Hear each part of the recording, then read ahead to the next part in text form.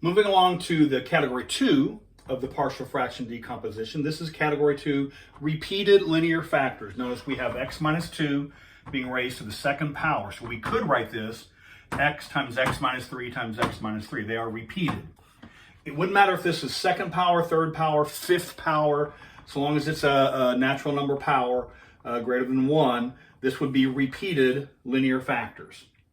Now, what we're going to do is we're going to take this expression away from the integral and just work the algebra. Once we have the algebra put together, we'll put it back in the integral and find the antiderivative. So that's the procedure. So I'm going to write the partial fraction decomposition. Notice the denominator does need to be factored. Turns out the numerator doesn't. Typically it won't. Now, the distinct linear factors have their own partial fractions. So x gets its own coefficient, its own partial fraction. X minus 3, if this is repeated, right, you may write this as, in fact, you need to write this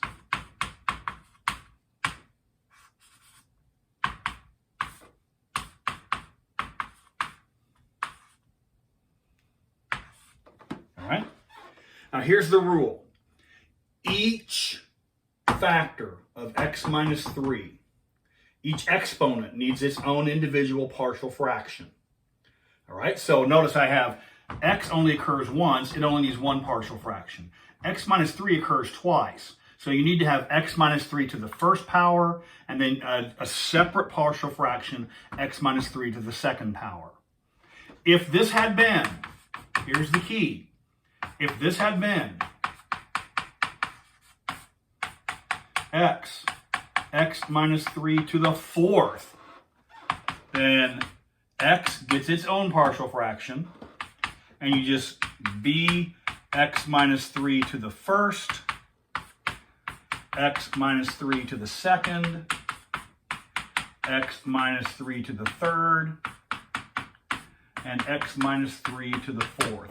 Every natural number exponent from 1 up to the value in question needs to be represented in this partial fraction expansion. If x were also squared, then you would need to have you would have ax plus b x squared plus, and then you would go c over x minus 3, and we would continue on through f. You just continue down the alphabet until you have all the partial fractions accounted for. Now, I'm not going to give anything that gigantic, but second power, or maybe even a third power, might not be too much to expect. All right, second power. So if it's second power, you have to have an x minus 3 to the first. You'd have to have an x minus 3 to the second. From here on out, it is precisely, absolutely, completely, 100%, exactly, almost the same. So multiply everything through by, not these, this common denominator. And even though it's a common denominator, you treat it like a numerator. So you get multiplied, everybody gets multiplied by this common denominator. Now, we know what happens on the left-hand side, the same thing that every stinking time happens on the left-hand side. This cancels with the entire denominator. You're left with just the numerator. Here, this one's easy. This x cancels with this x. A is multiplied by x minus 3 to the second. So far, so good. I want to leave the middle one just for a minute. Let's finish this last one. When you multiply by c, this x minus 3 squared, this x minus 3 squared cancels, but this x is still here. But in the middle, something different happens. When you multiply these two factors into this middle term, this x minus 3 cancels with one of them, but there's still one remaining. This is squared, this is first power, this cancels with one of them, but there's still an x minus 3 remaining, and of course the x is still there. And so what survives this middle distribute over here is the x survives.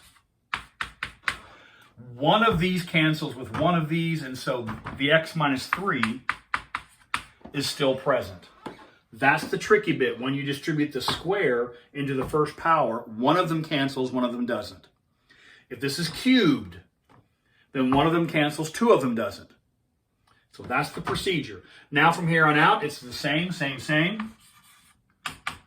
We're going to let x equal, let's use 3, because that's going to cause this to vanish. Right? If x is equal to 3, this vanishes, and that vanishes. So if x is equal to 3, now on the left-hand side, there's nothing for it. You just need to work out the left-hand side. If x is equal to 3, this is 9 minus, 12 plus 9. 18 minus 12 is 6. Yeah? Is equal to. If x is equal to 3, that falls out. If x is equal to 3, that falls out. If x is equal to 3, this is c times 3. And we inherit that c is equal to 2. All right? Proceed as before. Same song, next stanza. Let x equal, what else? We want to use 0. That's going to cause that to vanish. 0 is easy because this makes this fall out very nicely.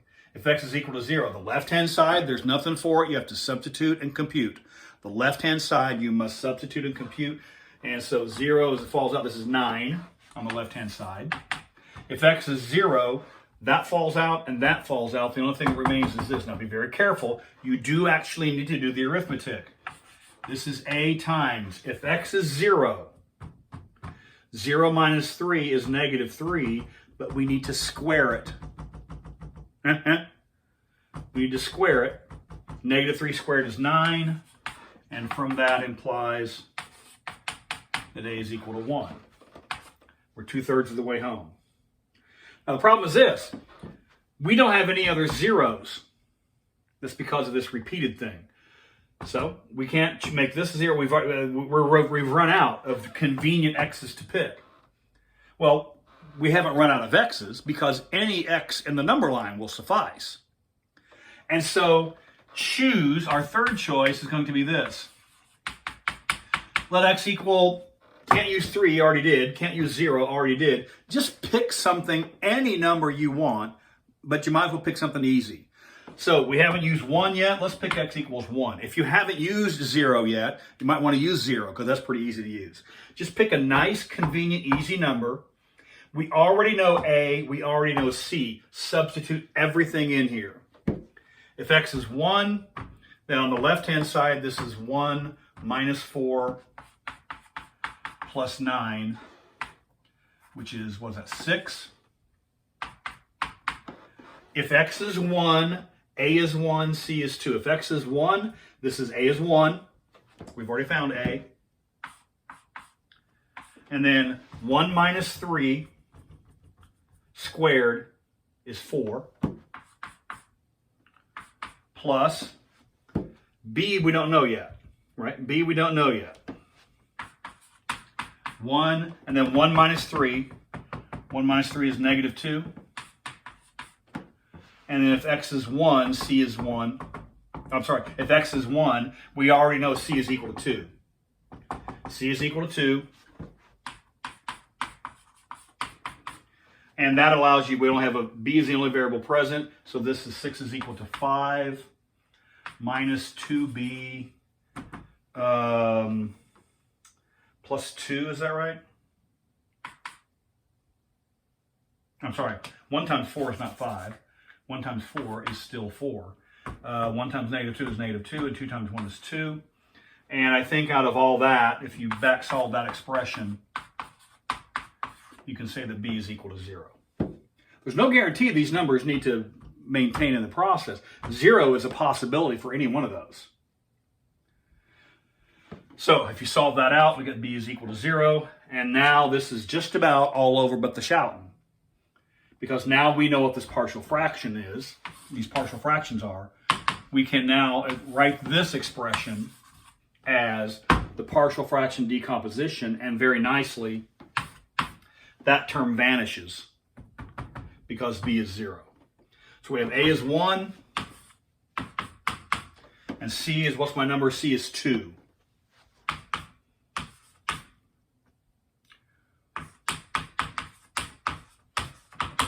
All right. That is an ordinary U substitution. That is going to be the power rule. I'm sorry. Did I say U substitution? This is the natural log form. This is the ordinary natural log form. This is the power rule. A little U substitution might come in handy here on this second piece. So, what do we have here? I'm gonna write this just to be clear here.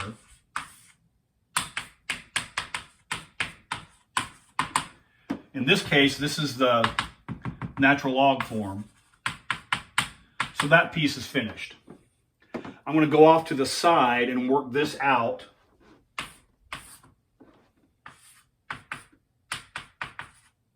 Oh, I'm sorry, this is to the second power, right? This is to the second power.